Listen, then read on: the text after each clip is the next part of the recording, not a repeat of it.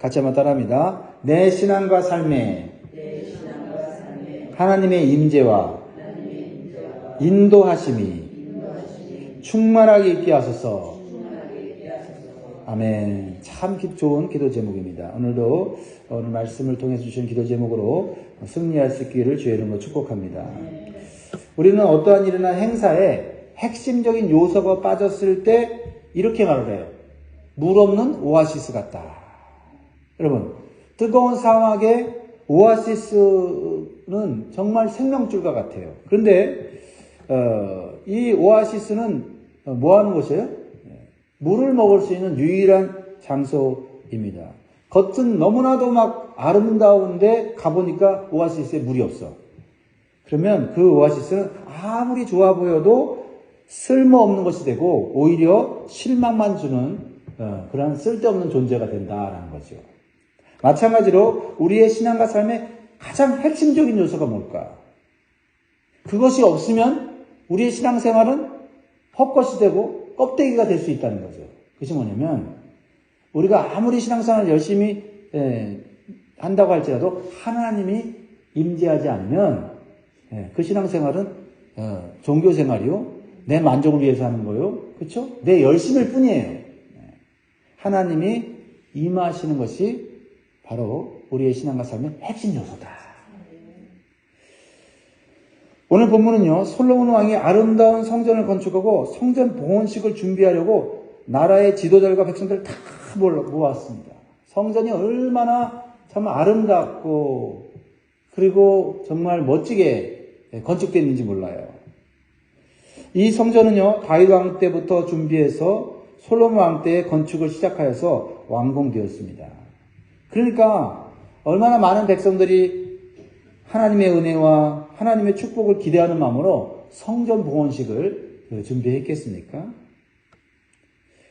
그런데 성전 봉헌식을 하는 중에 놀라운 일이 생겨요. 그게 10절, 11절이 나오죠.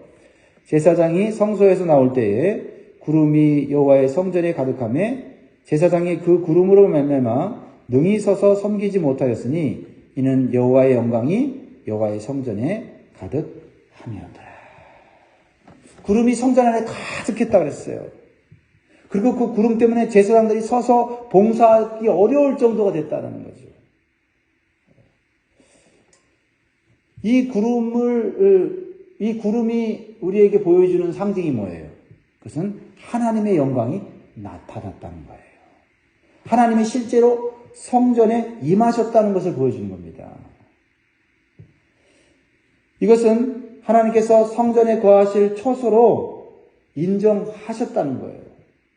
하나님께서 성전과 함께 올려드리는 예배와 헌신을 만족하시고 기뻐 받으신 거예요. 여러분, 이것이 중요한 거다는 거죠. 성전 멋지게 지었어요. 그리고 거기서 성전을 봉헌해드리면서 예배를 드렸는데 구름이 없어. 그러면 사람들만 있는 거예요. 사람들만 있는 성전? 의미 없다는 거예요. 하나님이 임하시는 성전이 돼야 그 성전 안에 하나님의 은혜가 임하는 것이다. 그렇죠? 오늘 우리가 새벽에도 예배를 드리겠지만 오늘 우리가 좀 이 말씀을 생각하면서 우리가 소원해야 돼요. 하나님, 이제 하나님 임하시옵소서. 그렇죠? 하나님 임하면 내 부족한 거, 내 연약한 거 아무런 문제가 되지 않아요. 그렇지 않으면 우리는 그냥 이 자리에 나와서 그냥 우리의 소원만 아뢰고 간절함으로 부르짖는 거 이 모든 게 다 허공을 치는 메아리야 불과하다고요. 그냥 부르짖고 내 속만 그냥 시원한 거예요. 아니요. 하나님의 은혜가 임하면 기쁨이 임하고 감사가 있고 그죠? 미래가 소망이 있는 것입니다. 그래서 이 솔로몬 성전을 건축하고 하나님께서 예배드릴 때 영광으로 임하셨다는 증거를 구름은 보여주셨다는 것은 너무나도 기쁘고 감사한 일이에요. 이것은 앞으로 이 성전에서 예배드리는 모든 자에게 하나님의 은혜와 축복을 주시겠다는 약속이 바로 구름이었다는 거죠. 우리도 이러한 영광이 충만한 예배를 드릴 수 있기를 소원합니다. 네. 그러면 어떻게? 솔로몬과 그의 백성들은 하나님의 영광이 구름으로 가득한 성전 봉헌식을 드릴 수 있을까요? 네 가지의 영적인 핵심 요소들을 나누려고 합니다. 첫 번째는 이 솔로몬 성전에는 하나님의 언약궤가 있었다. 하나님의 언약궤가 있었다. 자, 1절을 보면 이에 솔로몬이 여호와의 언약궤를 다윗성 곧 시온에서 메어 올리고자 하여 이스라엘 장로와 모든 지파의 우두머리 곧 이스라엘 자손의 족장들을 예루살렘에 있는 자기에게로 수집하니. 성전을 건축하고 이스라엘 백성들의 지도자들을 다 모았습니다. 하나님의 언약궤는 지금 어디에 있냐면 다윗성에 있어요. 성막에 있는 거예요.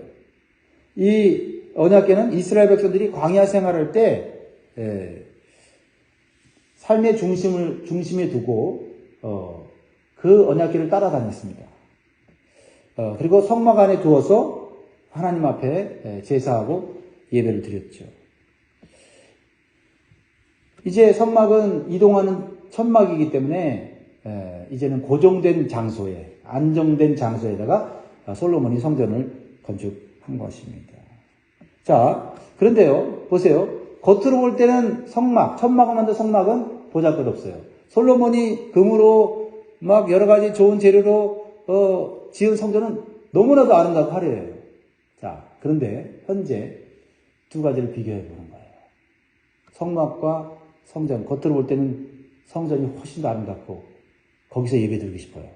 그런데 하나님의 언약궤가 어디 있냐는 거예요. 하나님의 언약궤는 지금 천막을 만든 성막이 있어요. 그럼 어디서 예배 드리는 게 더 우리에게 기쁨이 되고 은혜가 되겠어요? 하나님의 언약궤가 있는 곳이다. 네. 이게 핵심 요소라는 거예요. 그러니까 건물의 화려하고 건물의 아름다움이 먼저가 아니라 하나님의 언약궤가 어디 있냐는 거예요. 그런데 이제 하나님의 언약궤를 어떻게 해요? 천막인 성막에서 하나님께서 지으라고 하신 솔로몬 성전으로 이동하고 있다는 거예요. 이것을 놓치면 안 돼요. 놓치면 안 돼요. 야, 저 교회 건물은 화려하고 멋지니 저기서 예배드리면 하나님의 은혜가 임할 것 같은데 그것은 우리 생각이에요. 건물의 크기나 건물의 아름다움이 먼저가 아니라 먼저는 하나님의 언약궤가 그곳에 있느냐라는 겁니다. 그래서 성막을 광야 시절에 성막을 지을 때도 그 성막을 하나님이 말씀하신 대로 지었고 그리고 그 지성소에다가 하나님의 언약궤를 두었어요. 그랬을 때 어떤 일이 일어나냐면 하나님의 구름이 그곳에 임했단 말이에요. 출애굽기 40장 34절 35절에 보면 구름이 회막에 덮이고 여호와의 영광이 성막에 충만하며 모세가 회막에 들어갈 수 없었으니 이는 구름이 회막 위에 덮이고 여호와의 영광이 성막에 충만하였으며. 여러분, 하나님의 언약궤가 없는 성전은 아무리 아름답고 화려해도 하나님의 영광과 임재가 임할 수가 없어요. 그러므로 하나님의 언약궤가 없는 성전은 껍데기에 불과하다. 성막에 하나님의 언약궤가 있었다고 하는 것은 무엇을 의미하냐? 하나님 중심의 신앙과 삶을 살았다는 것을 말하는 거예요. 광야에서 이스라엘 백성들은 하나님의 언약궤를 따라서 움직였죠? 자기 맘대로 갔습니까? 예배 드리고 자기 맘대로 갔어요? 아니야, 예배 드리고 이동할 때는 어떻게 해요? 하나님 언약궤를 앞에 두고 중심에 두고 나아갔어요. 그랬을 때 그들이 어디를 갔습니까? 하나님께서 언약하신 젖과 꿀이 흐르는 가나안 땅에 이르게 됐다는 거죠. 그러니까 우리는 이 그림을 생각해야 돼요. 우리가 하나님께 예배드리고 그 하나님을 중심으로 해서 우리가 살아가게 될 때 하나님은 우리를 인도하셔서 우리를 하나님 나라 천국으로 인도해 주신다. 그러니까 이 땅에서 그냥 한 곳에 머물러서 잘 먹고 잘 사는 게 아니에요. 우리는 이동하는 사람이에요. 우리는 나아가는 사람이에요. 어디로요? 저 천성을 향하여 나아가는 사람이다. 그러려면 하나님의 언약궤를, 하나님이 임재하시는 언약궤를 붙잡고 바라보고 나아가는 신앙생활을 해야 된다라는 것입니다. 자, 오늘 솔로몬이 성막에 있는 언약궤를 하나님이 말씀하시고 계획하신 성전을 건축하여서 그곳으로 이동했다라는 것입니다. 왜요? 하나님의 언약궤가 성전에 반드시 있어야 되기 때문이다. 두 번째로 솔로몬 성전에는 하나님께 힘을 다해 드리는 속죄제와 번제가 있었다. 성전에는 예배가 있어야 된다는 거죠. 예배. 근데 어떤 예배가 있으냐? 성전에서 예배 안 드리는 그 경우가 어디 있습니까? 다 예배 드리려고 성전을 짓죠. 자, 5절 보세요.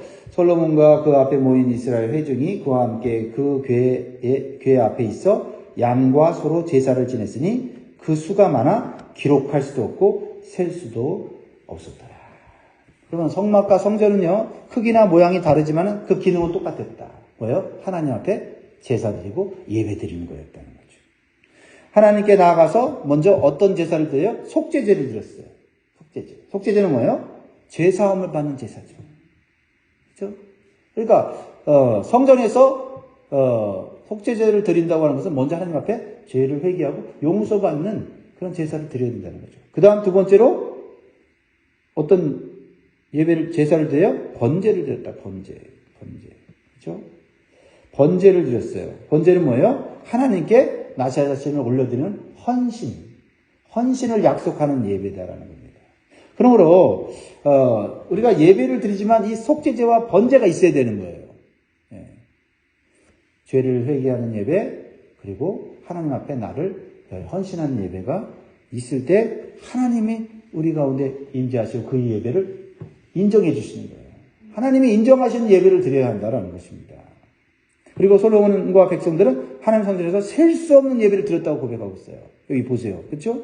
그 수가 많아 기록할 수도 없고 셀 수도 없었더라. 뭐예요? 하나님의 임재를 간절히 사모했다는 거예요. 속죄와 헌신을 반복해서 철저하게 올려드렸다는 것을 보게 됩니다. 그러므로 속죄와 헌신을 결단하며 우리는 힘을 다하는 예배를 드려야 된다. 힘을 다해서 예배를 드려야 된다. 예배 드리고 나면 어떻게 해야 돼요? 힘이 다 빠져야 돼. 우리가 운동 경기를 할 때 최선을 다해서 경기를 하고는 뭐예요? 힘이 다 빠지죠. 네, 다 쏟아 부었으니까. 그리고 뭐가 와요? 그렇게 하면 승리가 오잖아요. 기쁨이 오잖아요. 그러니까 우리가 예배를 대충 드리는 게 아니에요. 예배 드리고 그 다음부터 우리가 남은 에너지로 막 사는 게 아니에요. 하나님께 에너지 다 드리고 나서 에너지가 다 빠졌어요. 그러면 어떤 에너지로 살아요? 하나님이 주시는 에너지로 사는 거예요. 그렇게 살아야 돼요. 영적인 힘으로 살아야 된다는 거죠. 자, 하나님의 축복을 받은 다윗도 성막에 하나님의 언약궤를 모실 때 힘을 다했어요. 사무엘하 6장 13절에 14절에 보면 여호와의 궤를 맨 사람들이 6걸음을 가매 다윗이 소와 살찐 송아지로 제사를 드리고, 그러니까 6발자국 가고 또 예배드리고 6발자국 가고 예배를 드리고, 그만큼 이 하나님의 언약궤를 모시는 것을 정성을 다한 거예요. 왜요? 성막에 하나님의 언약궤가 없으면, 하나님의 임재가 없으면 껍데기에 불과하다는 걸 다윗은 너무나 잘 아는 거예요. 우리는 그걸 알아야 돼요. 오늘 그것을 우리가 마음에 새게 됩니다. 그리고 사무엘하 6장 14절에 보면 다윗이 여호와 앞에서 힘을 다하여 춤을 추는데 그때 다윗이 배에 에봇을 입었더라. 하나님 앞에 그냥 좋은 예물 드리고 팔짱 끼고 다리 꼬고 앉아서 나를 감동시켜봐, 이런 자세가 아니라는 거죠. 힘을 다하여 하나님을 찬송하는 거예요.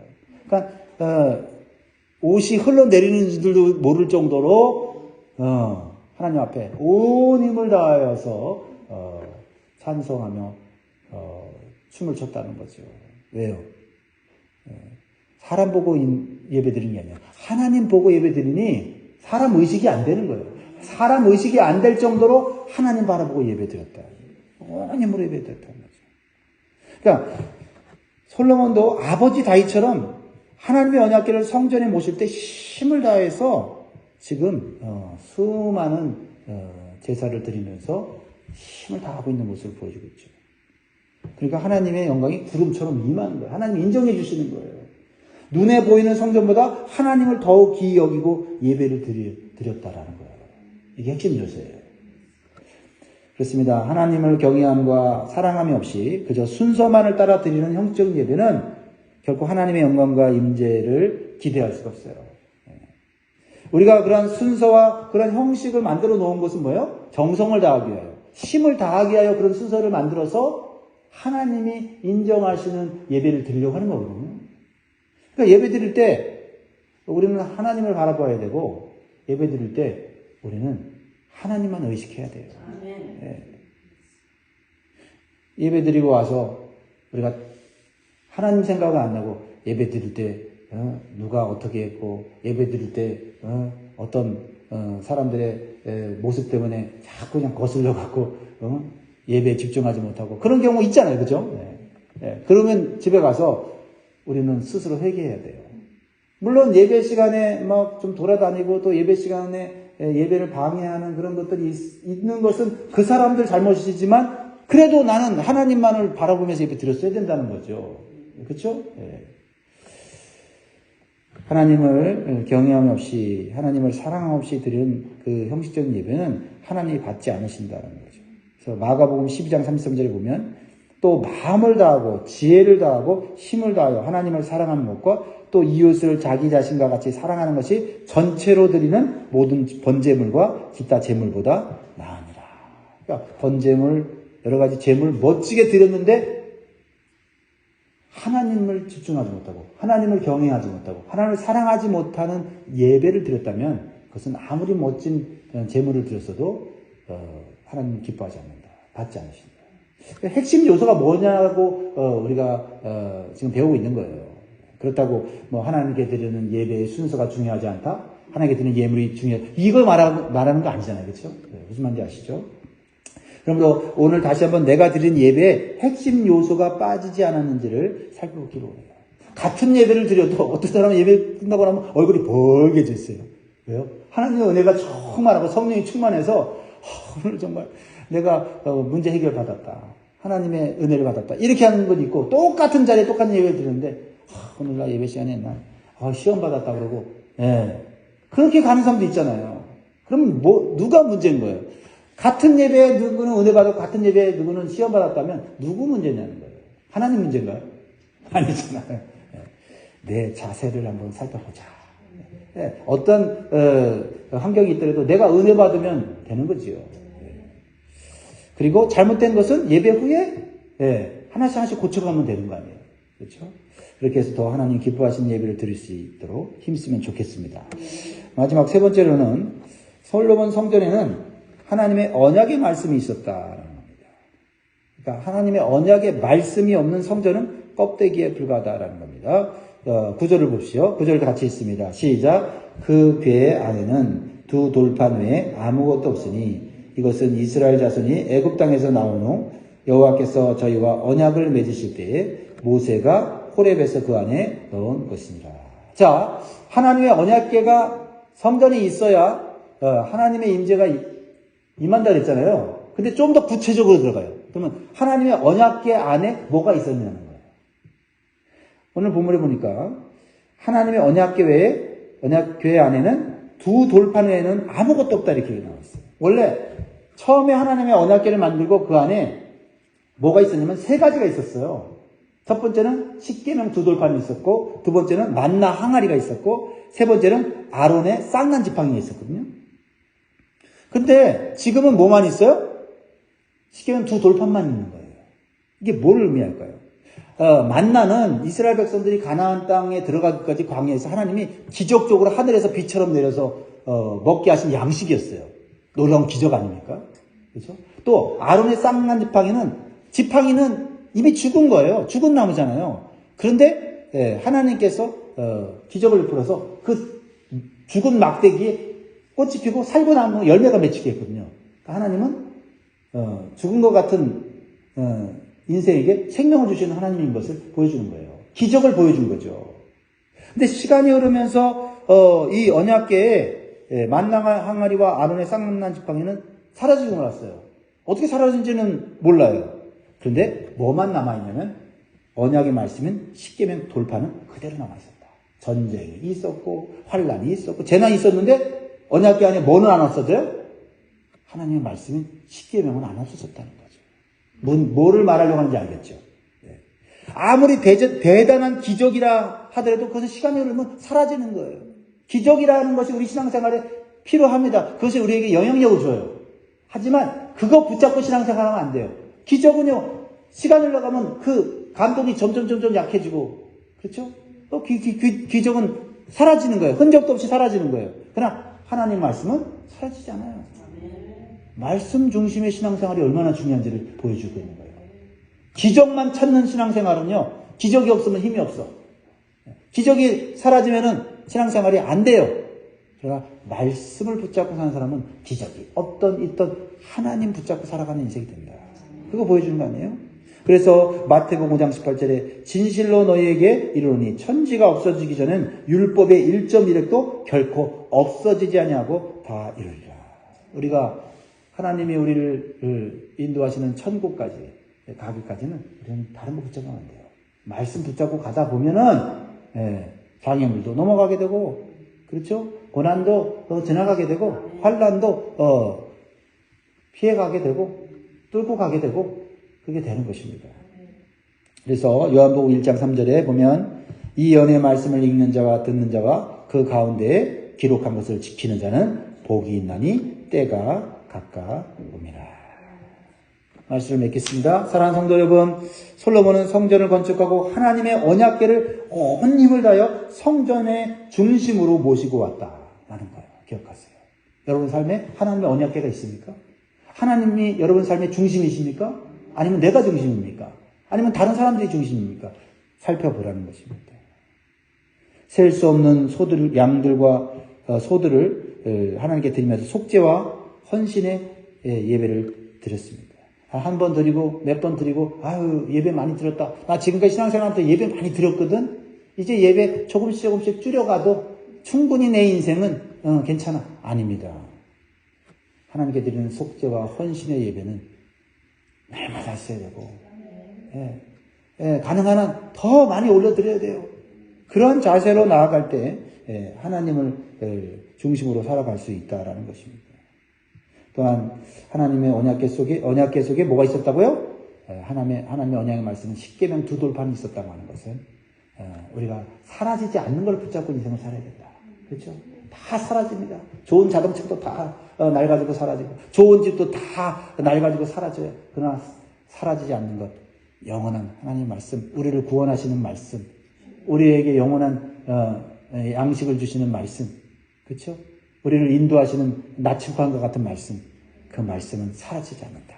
그래서 오늘도 우리는 하루를 시작하면서 말씀을 붙잡고 시작하는 거예요. 그러면 이렇게 살다 보면은 우리는 하나님의 인도하심을 받아 이 땅에서도 풍성하고 형통한 삶을 살 뿐만 아니라 저 영원한 천국에서도 평안과 기쁨을 안식을 누리는 삶을 살게 될 줄 믿습니다. 기도하겠습니다.